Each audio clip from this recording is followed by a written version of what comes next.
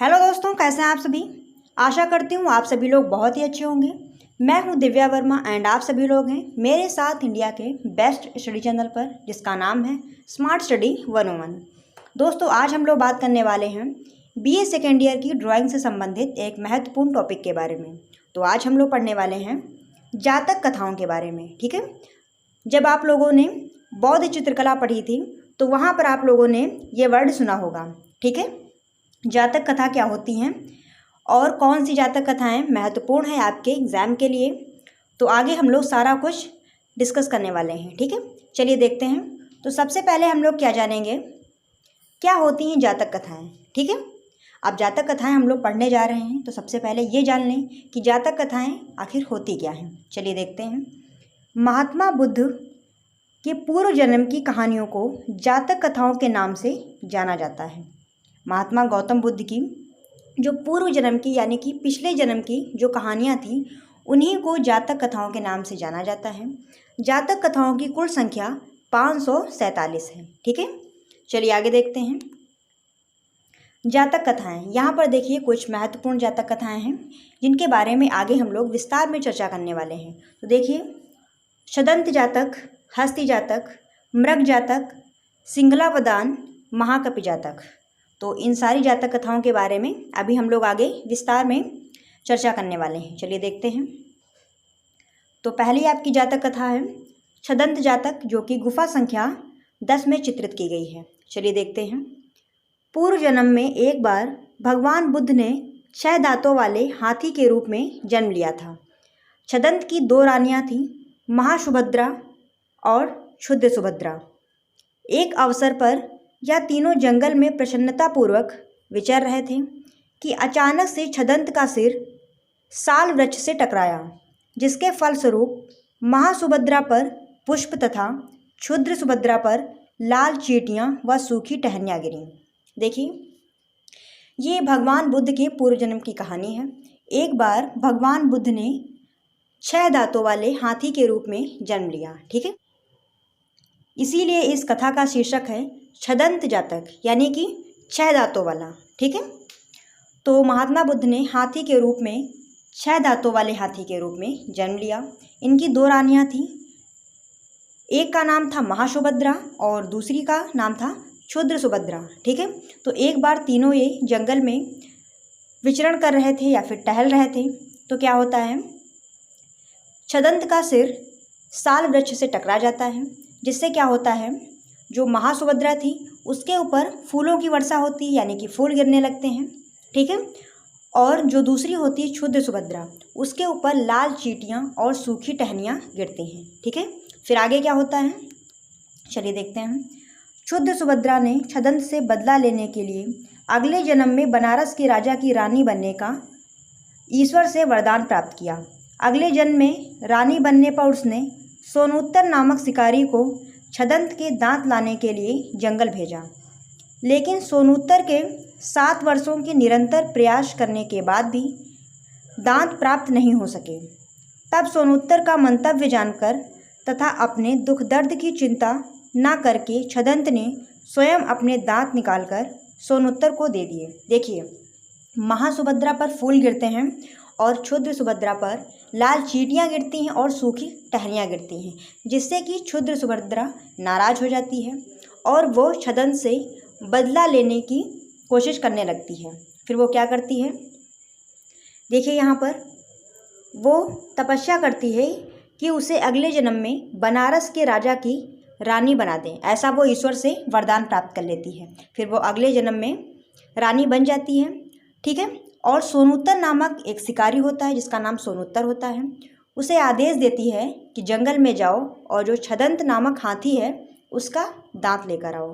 तो सोनूत्तर जंगल में जाता है और 7 वर्षों के निरंतर प्रयत्नों के बाद भी उसे वो दांत प्राप्त नहीं होता है। ठीक है, फिर क्या होता है, सोनूत्तर का मंतव्य जानकर, यानी कि सोनूत्तर क्या चाहता है, तो ये जानकर जो हाथी है वो ये जान जाता है कि सोनूत्तर आखिर क्या चाहता है। तो वो क्या करता है, सोनूत्तर के पास में जाता है और अपने दर्द की चिंता किए बिना अपना दांत निकालकर सोनूत्तर को दे देता है। ठीक है, चलिए आगे देखते हैं। दांत लेकर सोनूत्तर जब रानी के समक्ष उपस्थित हुआ तो पूर्व जन्म के पति छदंत के प्रति रानी का मोह उमड़ आया और विलाप करते हुए उसने अपने प्राण त्याग दिए। ठीक है, जब छदंत का दांत लेकर सोनूत्तर रानी के पास पहुंचता है और सारी कहानी वो बताता है कि किस प्रकार ये दांत लेकर आया है।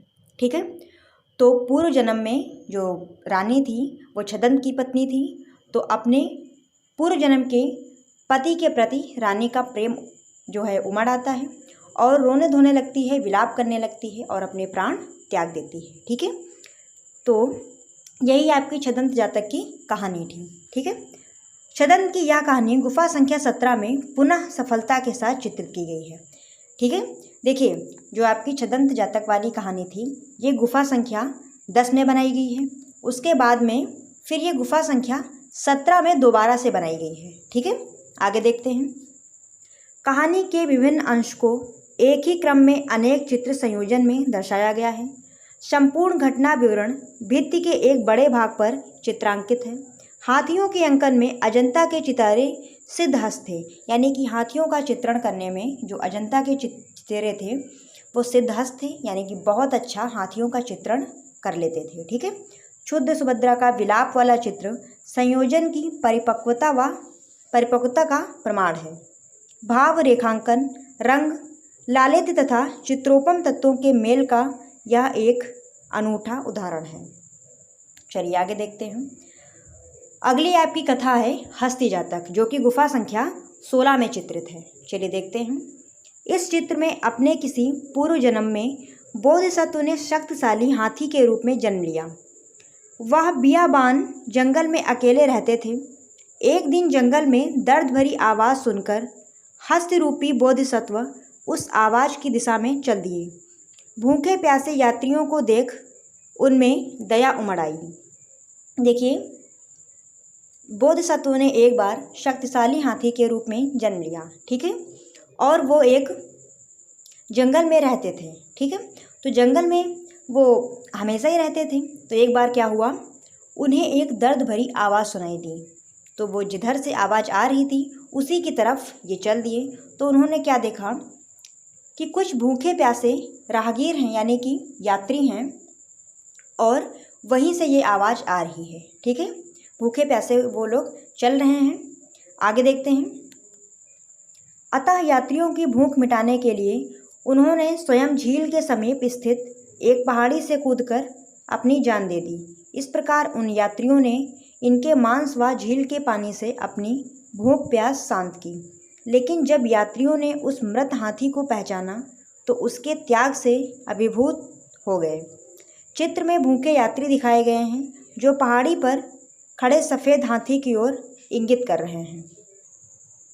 देखिए, जब बोधिसत्व रूपी उस हाथी ने उन यात्रियों को देखा तो उन्होंने क्या किया, उन यात्रियों की भूख मिटाने के लिए स्वयं एक पहाड़ी पर चढ़ गए।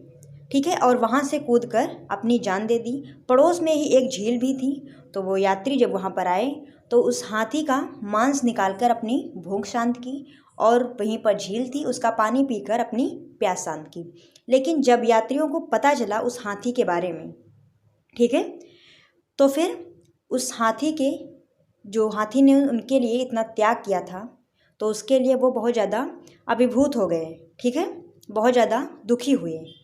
और चित्र में इसी को बहुत अच्छे से चित्रित किया गया है। चित्र में भूखे यात्री दिखाए गए हैं जो पहाड़ी पर खड़े सफ़ेद हाथी को की ओर इंगित कर रहे हैं, यानी कि पहाड़ी पर वो हाथी खड़ा था उसी को ओर इंगित कर रहे हैं कि काश इस हाथी को हम मार पाते और अपनी भूख मिटा पाते। ठीक है, आगे देखते हैं।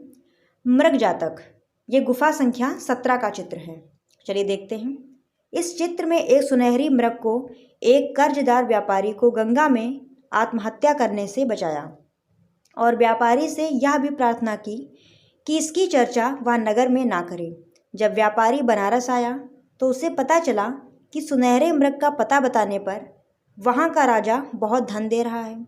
लालची व कृतघ्न व्यापारी ने राजा को सुनहरे रंग के मृग के निवास स्थान के बारे में बता दिया। ठीक है, देखिए, एक कर्जदार व्यापारी होता है जो गंगा में आत्महत्या करने के लिए जाता है। तो वहाँ पर बोधिसत्व रूपी एक सुनहरी मृग आती है, और मृग यानी कि हिरण, और उस व्यापारी को आत्महत्या करने से बचा लेती है। ठीक है, और उस व्यापारी से ये भी कहती है कि ये जो कार्य है, ठीक है, या फिर उसके बारे में आप किसी को मत बताइएगा। ठीक है, उस व्यापारी से ऐसा कहती है। लेकिन जब वह व्यापारी नगर में आता है, ठीक है, नगर यानी कि कहाँ पहुँचता है, बनारस, तो उसे ऐसा पता चलता है कि इस जो वही मृग थी, उस मृग का पता बताने पर वहाँ के राजा बहुत सारा धन दे रहे हैं। तो वह व्यापारी लालच में आ जाता है और उस मृग का पता राजा को बता देता है। जब बनारस के राजा उस मृग का वध करने हेतु जंगल में पहुँचे, तो उस मृग ने राजा से कहा कि व्यापारी ने उसके साथ विश्वासघात किया है। इस पर राजा व्यापारी को दंड देने के लिए तैयार हो गया। मृग ने राजा से व्यापारी के लिए दया याचना की। सुनहरी मृग और कोई नहीं, बोधिसत्व ही थे। ठीक है, चलिए आगे देखते हैं।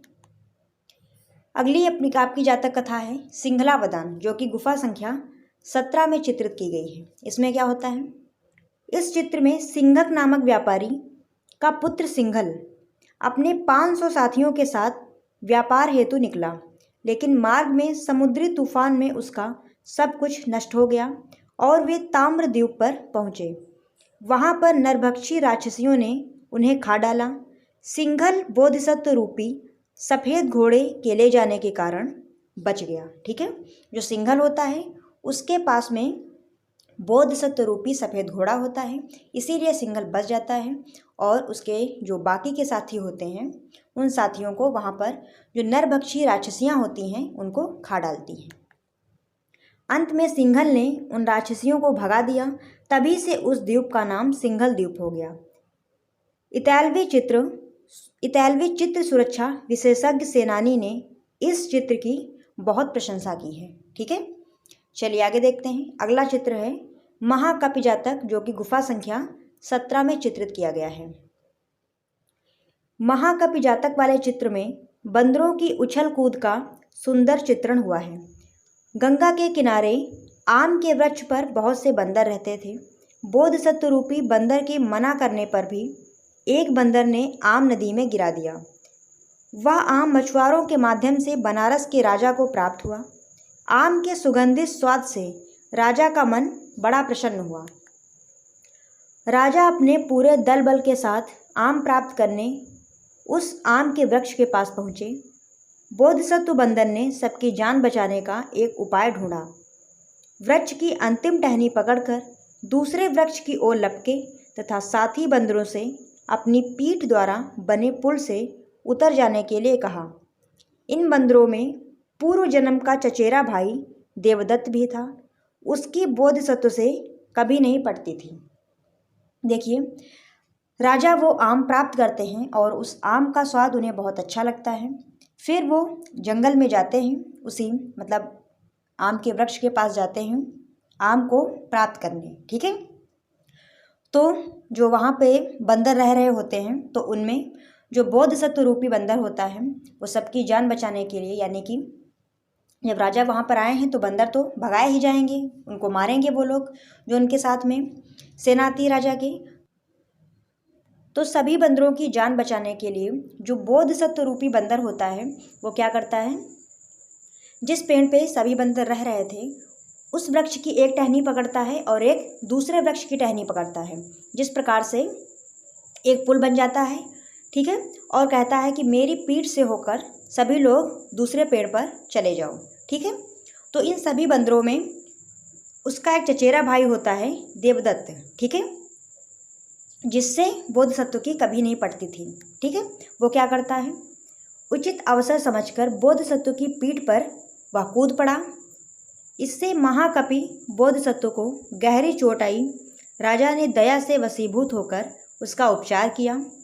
बोधिसत्व राजा को धर्म उपदेश देकर मोक्ष को प्राप्त हो गए। ठीक है, जो वही पूर्व जन्म का जो देवदत्त होता है, पूर्व जन्म का देवदत्त जो कि बोधिसत्व का ही चचेरा भाई था। ठीक है, तो वो क्या करता है, उनकी पीठ पर बहुत तेज़ से कूद पड़ता है, जिससे उन्हें बहुत चोट आ जाती है। और फिर राजा उस बंदर को उठा के ले जाते हैं, उसका उपचार करते हैं। फिर क्या होता है, बोधिसत्व रूपी बंदर राजा को धर्म उपदेश देकर मोक्ष को प्राप्त हो जाता है। ठीक है, तो ये आपकी कहानी थी महाकपि जातक की। तो आज हम लोगों ने जो महत्वपूर्ण जातक कथाएं थी वो पढ़ ली हैं। आई होप आप लोगों को ये वीडियो पसंद आई होगी और इंटरेस्टिंग भी लगी होगी, क्योंकि जातक कथाएं जो हैं वो कहानी टाइप में होती हैं और कहानी तो सबको इंटरेस्टिंग ही लगती हैं। चलिए दोस्तों, तो आज के लिए बस यहीं तक। आई होप आप लोगों को ये वीडियो बहुत ज़्यादा पसंद आई होगी। वीडियो पसंद आई है तो वीडियो को लाइक शेयर ज़रूर करिएगा। चैनल पर नए हो तो चैनल को सब्सक्राइब करके ही जाइएगा। फिर मिलते हैं दोस्तों ऐसी ही किसी न्यू वीडियो के साथ। तब तक आप बने रहिए हमारे साथ। धन्यवाद दोस्तों, जय हिंद।